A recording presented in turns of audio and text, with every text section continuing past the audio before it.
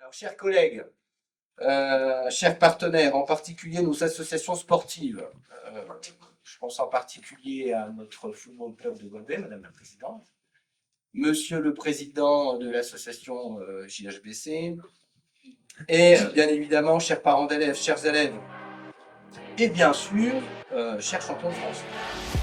On commémore le titre de champion de France de l'équipe de football A7 de l'UNSS de l'EREA qui s'appellera bientôt Philippe Seguin. Donc on est tous ravis de pouvoir partager un vrai moment de fête et puis de montrer l'engagement de toute cette belle jeunesse, de la seconde à la terminale, les Aboubacar, Saïdou et autres qui ont brillamment remporté le titre. Je suis très content et très heureux. C'était une belle expérience pour moi. Déjà, participer à ces championnats, c'était une chance pour nous, tous qui nous sommes là aujourd'hui. On est fiers d'être là et on remercie les entraîneurs qui étaient avec nous pour aller nous accompagner. On les félicite et puis on l'a fait pour l'école. Mais c'est aussi la fierté d'un établissement. Et ça, c'est très, très, très important.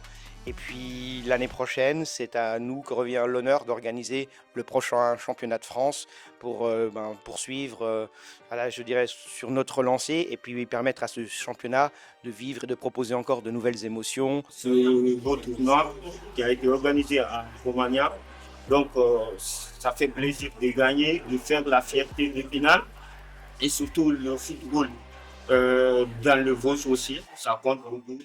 Et c'est une émotion aussi d'être champion de France, UNSS A7, football A7.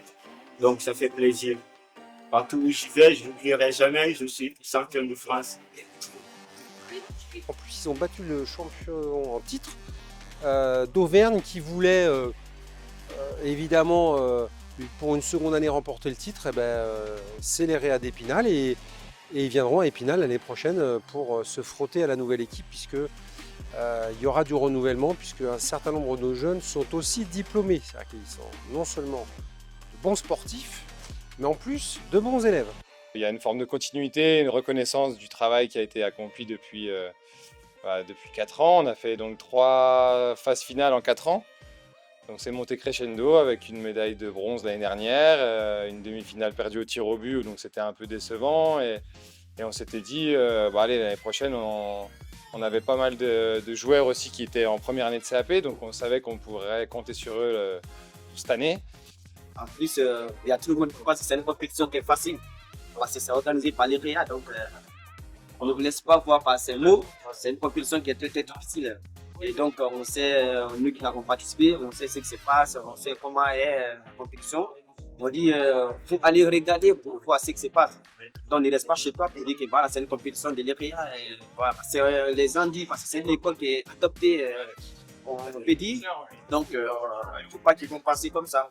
Les matchs sont très, très intenses. C'est 2 fois 7 minutes.